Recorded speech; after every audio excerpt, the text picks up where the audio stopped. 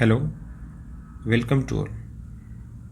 अभी तक हम पिछली कक्षाओं में पेपर सेकंड भारत का भूगोल के बारे में चर्चा कर रहे थे। अभी हम पढ़ेंगे पेपर फर्स्ट, जो है आपका रीजनल ज्योग्राफी या प्रादेशिक भूगोल। तो सबसे पहले उसके सिलेबस को देख लेते हैं। जैसा कि आपको पहले भी बताया जा चुका है पिछली कक्षाओं में, बीए फर्स्ट ईयर और बीए सेकेंड ईयर में, कि भूगोल को पढ़ने के दो उपागम हैं। पहला सिस्टमेटिक ज्योग्राफी, दूसरा रीजनल ज्योग्राफी। सिस्टमेटिक ज्योग्राफी में हम किसी विशेष भौगोलिक तत्व का पूरे विश्व वितरण देखते हैं, फिर उनके कार्यकारण संबंध स्थापित करते हैं और फिर एक सामान्यीकरण करते हैं।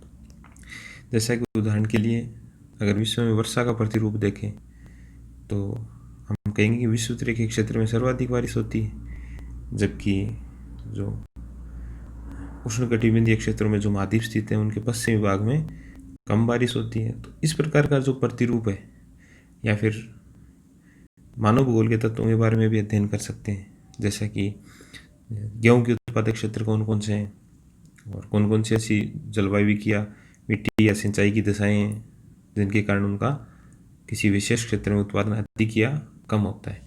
इस प्रकार का जो अध्ययन है वो भूगोल की सिस्टमेटिक अप्रोच या क्रमबद्ध अध्ययन कहलाता है।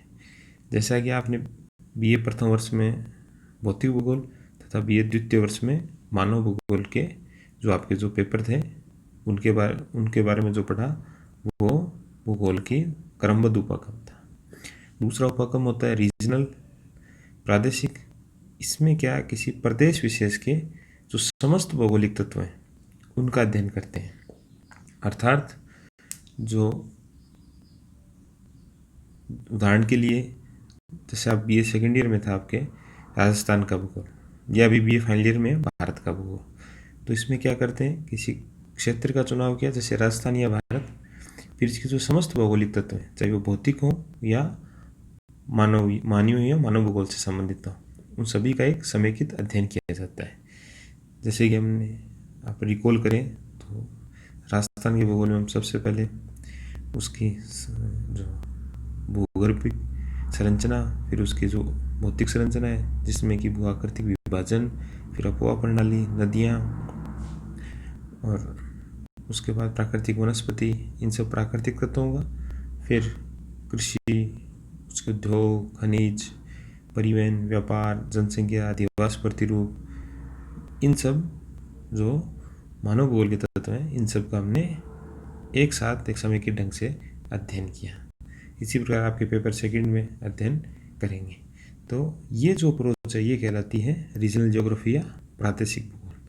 तो जो आपका जो सेकंड पेपर है भारत का भूगोल वो भी इसी अप्रोच पर आधारित है, और जो फर्स्ट पेपर है वो है रीजनल ज्योग्राफी। अर्थात ये जो आप जो पढ़ रहे हैं भारत का भूगोल या राजस्थान का भूगोल, तो किस प्रकार एक जो प्रदेश होता है या उसका सीमांकन किया जाता है, किसी विशेष प्रदेश को ही क्यों चुना जाता है, उसके प्रादेशिकरण के क्या क्या आधार होते हैं, और फिर उनके जो भी प्रदेश का चयन किया फिर उसका भौगोलिक अध्ययन किस प्रकार करते हैं। तो हम देखें तो इकाई जो प्रथम आपकी, उसमें हम जो प्रदेश की अवधारणा और उसके वर्गीकरण के बारे में सामान्य परिचय लेंगे, साथ ही जानेंगे कि प्रदेश के वर्गीकरण के क्या क्या आधार हैं, विशेषकर जो भौगोलिक या प्राकृतिक प्रदेश तथा दूसरा जो आर्थिक प्रदेश होते हैं या आपके जो नियोजन प्रदेश हैं। और कुछ विश्व के जो प्रमुख जो प्राकृतिक प्रदेश हैं जैसे कि मानसून, वो मध्य सागरीय, उष्ण मरुस्थल और प्रेरी प्रदेश, इनका भौगोलिक अध्ययन करेंगे। ये किस प्रकार जो मानसून क्षेत्र है उसकी क्या विशेषताएं, किस प्रकार वो अन्य प्रदेशों या क्षेत्रों से भिन्न है।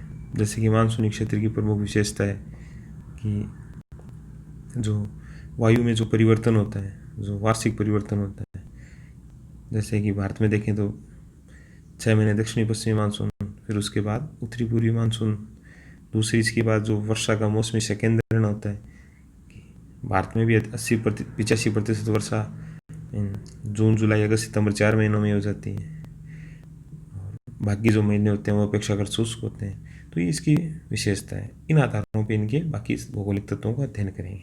जैसे उदाहरण के लिए दूसरा देखें वो मध्य सागरीय, तो हमने जो सामान्य वायु परिसंचरण पढ़ा था उस समय जाना था कि किस प्रकार वो मध्य सागरीय जलवायु होती है, उसमें शीतकाल में वर्षा होती है जबकि उष्णकाल शुष्क होता है। तो ये इसकी विशेषता है, जिसके आधार पे जो अन्य भौगोलिक तत्व हैं उनका निर्माण हुआ और उनका हम किस प्रकार, मतलब उनको किस प्रकार शेप या आकार या दिशा मिले जिनसे।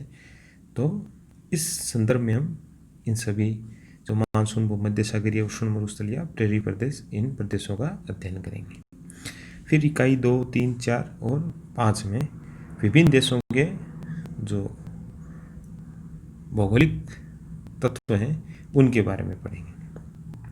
तो इसमें जैसे एशिया महाद्वीप से चीन का अध्ययन करेंगे जो आप इकाई 3 में है। फिर अगर अफ्रीका महाद्वीप को देखें तो उसमें दक्षिण अफ्रीका का अध्ययन करेंगे। फिर अगर यूरोप को देखें तो आपके सिलेबस में यूरोप से किसी देश का अध्ययन नहीं है। फिर दक्षिण अमेरिका, अर्जेंटीना, उत्तरी अमेरिका में संयुक्त राज्य अमेरिका, और फिर हम वैसे एशियाई क्षेत्र हैं लेकिन हमारे पड़ोस के जो क्षेत्र हैं दक्षिण एशियाई क्षेत्र के बांग्लादेश, नेपाल और श्रीलंका, इन देशों का हम प्रादेशिक अध्ययन करेंगे। तो इनका अध्ययन किन किन चीज़ों का अध्ययन करेंगे, इनके भौतिक स्वरूप का, फिर इनकी अपवाह तंत्र का, जलवायु, इनकी मुख्य फसलें और खनिज, शक्ति के साधन, उद्योग और उद्योगों के साथ प्रमुख औद्योगिक प्रदेश।